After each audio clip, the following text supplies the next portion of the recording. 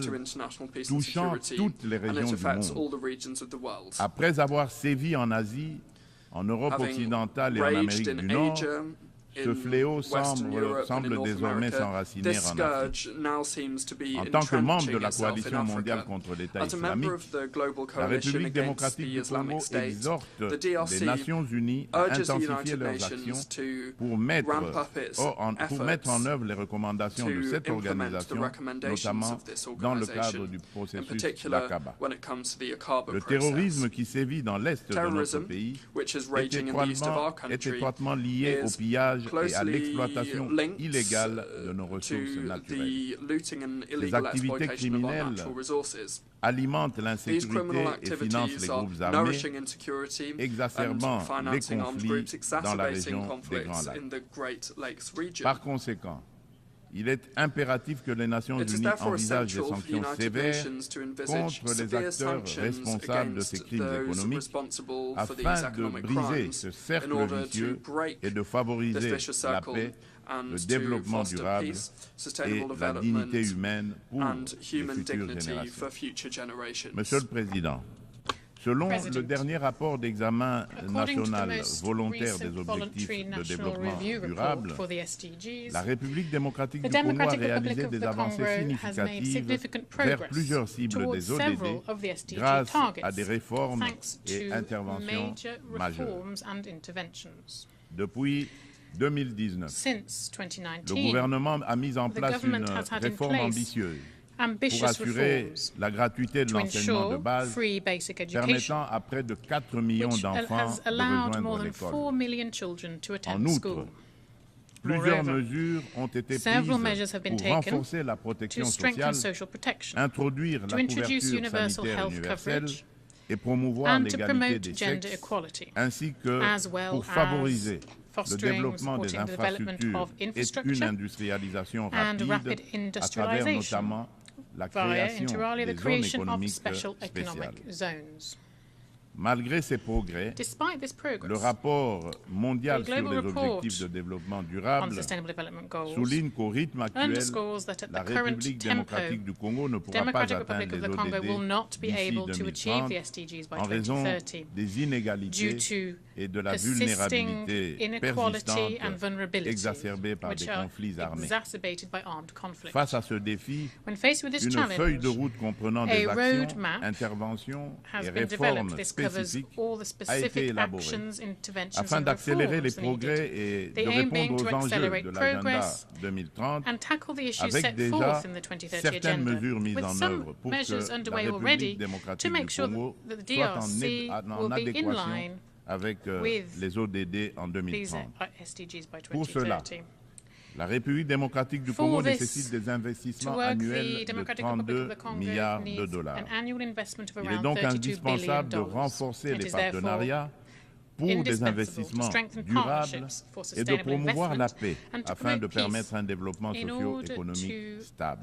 Au registre des réponses mondiales aux défis climatiques et la promotion des énergies renouvelables, la République démocratique du Congo, qui a déjà affirmé son engagement en faveur d'une action climatique ambitieuse, souligne l'importance cruciale d'un soutien financier et technique accru afin de renforcer ses efforts pour atteindre les objectifs de l'accord de Paris. Riche en biodiversité et en ressources naturelles, la République démocratique du Congo se positionne comme un acteur clé dans la lutte contre le changement climatique. Les initiatives engagées pour réduire les émissions de gaz à effet de serre se concentrent sur 4 secteurs stratégiques: l'agriculture, la foresterie, l'énergie et la gestion des déchets. Des réformes structurelles sont actuellement mises en place pour inverser la déforestation et améliorer l'accès à une énergie propre, témoignant ainsi de l'engagement déterminé du gouvernement en faveur de la préservation des ressources naturelles et de la transition écologique. Concernant la valorisation des forêts tropicales, un tournant majeur a été franchi à Bali en novembre 2022 en Indonésie avec l'adoption de la déclaration conjointe sur la coopération autour de la forêt tropicale et l'action climatique signé par le Brésil, l'Indonésie et la République démocratique du Congo. Cette avancée témoigne d'une volonté politique collective d'utiliser les forêts comme levier pour un développement durable. L'Alliance trilatérale pour la coopération sur les forêts tropicales, créée à cette occasion, constituera un cadre pour relever les défis liés à la biodiversité et proposera des solutions pour les marchés de crédit carbone, tout en veillant au respect des droits des peuples autochtones. Par ailleurs, dans le cadre des enjeux liés à l'environnement et au réchauffement climatique, il est essentiel de souligner la tenue du deuxième sommet des 3 grands bassins forestiers tropicaux du monde, à savoir l'Amazonie, le Congo et le Bornéo-Mékong, qui s'est tenu du 26 au 28 octobre 2023 à Brazzaville, en République du Congo.